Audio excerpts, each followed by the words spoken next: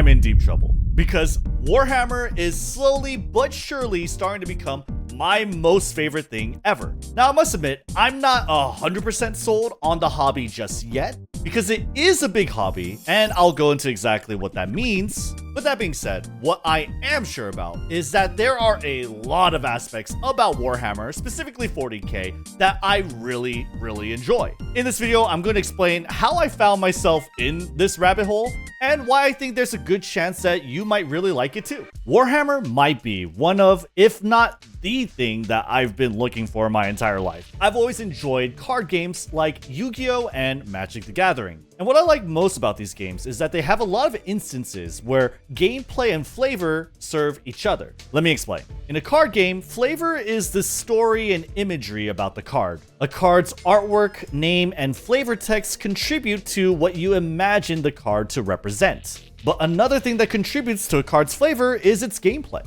Take Deicide, for example. It allows you to exile a target enchantment, but if that enchantment is a god card, not only do you exile the target on the field, but you can imagine as if you are erasing the very concept of that god from the past, the present, and the future because you are removing it from the graveyard, the hand, and the deck. Magic's lead designer, Mark Rosewater, has two names for different ways people appreciate game design.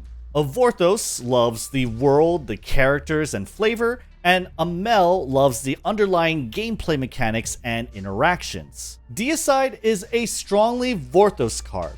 Its gameplay expresses the fantasy, its flavor, and that's kind of where it stops. The gameplay itself doesn't provide interesting interactions, and it's not part of some complex combo. My favorite designs are when flavor and mechanics don't serve one or the other, but when they serve each other. Let's take Ritual Beasts, a Yu-Gi-Oh! Archetype for example. This archetype has two types of monsters. They have a Tamer and a Beast. A Tamer and Beast can instantly fuse together, creating a mounted rider. They're much stronger together normally, but the cool thing is that they can also instantly separate. The archetype's gameplay is clearly inspired from the fantasy of the Tamer and Beast bond, but those same flavor-inspired mechanics also provide for interesting gameplay because it allows them to dodge targeted spells, traps, and monster effects in a unique way, as well as enable complex combos. Which brings us to Blood Bowl. Blood Bowl was my gateway drug into Warhammer. It's a tabletop game where fantasy races settle all their disputes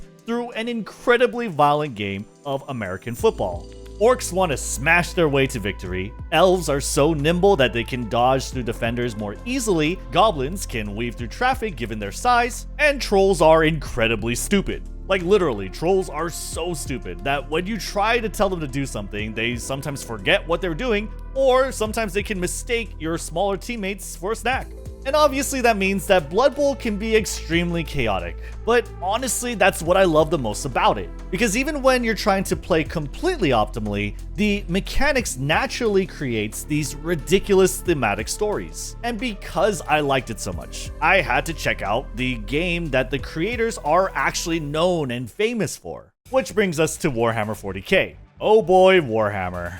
Where do I begin? There are so many videos out there that can give you the details about the world, its setting, its characters, but I'm just gonna give you the gist and a few examples. So first of all, 40K is set in a grim, dark future of our world.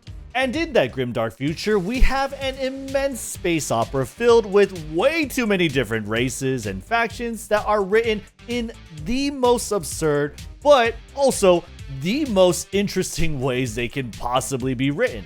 Let's talk about Adeptus Sororitas, an all-female faction, for example. On the surface, you might see this faction as 40K's designated girl faction. Something safer, something softer, something that is obviously designed to broaden the game's appeal. But no. Adeptus Sororitas is absolutely one of the most hardcore metal factions out there, defined by their genuinely horrifying levels of zealotry. Despite belonging to the Imperium, which is basically humanity's dominant civilization and are arguably the POV umbrella faction, Adeptus Sororitas is filled with religious fanatics who burn heretics alive while they're singing hymns. And anyone who is caught fleeing from battle they are bolted without trial into these horrific war machines that are designed to amplify their pain and suffering. These machines are thrown into the front lines and are sent into fits of frenzy where the pilot is experiencing constant torturous pain, where her only hope remaining is just to die in battle. And somehow that doesn't even put you into the top 5 most evil factions of this universe. Now, it's not all grimdark, okay? You could take Space Wolves, for example. Now, first off, let me say, if I had to pick a Space Marine faction to collect, it would probably be Space Wolves. I think the models look really, really cool. And while I'm sure there is some super serious, very deep, very interesting lore about them, on the surface, they are just Space Marines, painted in what I'm going to irresponsibly describe as baby blue. And they really, really like wolves. Like, they don't like anything else. They ride giant wolves, some of them wear wolf helmets, and they're organized into packs, which are sometimes led by senior officers that are officially titled as wolf lords. And that's what I like about 40K, because beneath all this really cool, interesting, and really like crazy lore, it is absolutely unafraid of being completely absurd. And now you're probably asking, like, where does this happen in gameplay? Well, before I tell you about my favorite faction, let me quickly introduce you to the Death Guard, a faction of Chaos Space Marines who follow Nurgle, the literal chaos god of stank and disease. And their signature army unique power, it's called Nurgle's Gift. And that gift is a stench so vile, so disgusting, it grows over the course of the game, and it grosses out the enemies so much that they become disoriented. Like, they become easier to hit and stuff. And that's where the orcs come in. Orcs are my favorite faction because in a grim dark future that is overflowing with war, with chaos, destruction, and pain, and so much suffering, orcs are more or less Looney Tune characters living in their version of paradise. And it's really not that much of an exaggeration to call them cartoon characters. You know that one scene of Wile E. Coyote painting a tunnel on a wall so that he can trick Roadrunner into running straight into it? In that scene, Roadrunner runs straight through the wall, through the tunnel that Wile E. Coyote paints. And when Coyote tries to do the same, it doesn't work. The orcs are Roadrunner running through that tunnel. What they all collectively believe starts to warp reality. Now, there are limitations to this, but really that painting example is not that big of a stretch. Orcs paint their cars red because according to them, the red ones go faster. And the crazy thing is they do go faster. You want an anime example? Because I like anime. Collectively, they're basically Haruhi Suzumiya. They have the innate ability to warp reality around them, and they don't even know it. And that's important because orcs will never truly know the power they possess because they're dumb. Their guns and tech work, but they're crudely designed and sometimes it just blows up in their face. But they don't care because 1, they live for battle, and 2, there's just so many of them. Orcs don't reproduce the way you'd think humanoid aliens would. Orcs are canonically space fungus. There are so many of them, and they will infest anywhere and everywhere that they manage to spread their spores on. And the thing is, all of this is expressed through gameplay. Crudely designed guns don't really matter if there are so many of them firing into the same target. Sometimes their crazy tech blows up, and other times their crazy teleport gun fires tiny orcoids called snotlings through literal hell so that they can materialize inside the bodies of their enemies and tear them apart from the inside out. Orcs may be dumb, but they're physically strong, and there are just so many of them. Their core units are designed to storm through a hail of bullets, get into melee range, and beat the absolute snot of whoever they've managed to close in on. And I need to bring your attention to the Stampa. It looks like a walking pile of junk and randomly assorted sheet metal, and that it was designed by a 4-year-old.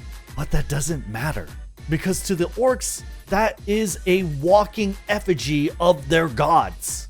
and that makes it permanently empowered by their psychic wah energy, and empowers also the orcs that it carries inside of it.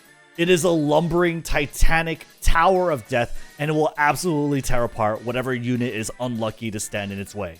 And all this to say that they still perfectly fit within the context of a grimdark universe. Because what is more terrifying than having to fight Bugs Bunny if Bugs Bunny absolutely wanted to destroy you? It's like the saying goes, all roads lead to Warhammer. All nerdy roads anyway. The obvious downside, and it's a big one, is the ridiculous price tag that the tabletop game inherently has. You have to buy the models, the supplies, the tools to get the minis out, the paint and everything, right? It's a lot of money. But for better or worse, that might not deter me. But as for you, the thing about Warhammer is that it's not just the tabletop game. Warhammer is like 15 hobbies baked into one IP. There are a lot of video games covering a wide variety of genres. I think Dawn of War is going to come out, and Total War Warhammer 40K is going to come out too. Those games are going to be amazing. I'm going to be checking them out. Collecting the figures is fine on its own. You don't have to build an army. You can just buy like the really cool big miniatures as like a set piece, which a lot of people actually just do. And personally, I found that putting the minis together is actually very calming and relaxing. It's basically like Legos with glue. You also get to paint them however you like. It's a huge creative outlet. The lore is also just massive, and it's accessible on various different platforms in various different types of media. And there's probably even more, but I think you get the point. The tabletop game is a lot to get into. That in and of itself is basically 3 hobbies in one, because you have to assemble and paint the minis. And so far, I've only assembled my Blood Bowl minis, and I've yet to paint anything. But the game looks so fun and so cool, and I've been obsessing over Warhammer so much lately that I'm actually thinking about giving painting a shot. And I don't paint anything. I don't draw, I don't paint. I'm one of the most artistically bankrupt people I know. I spent years thinking that Warhammer just wasn't for me.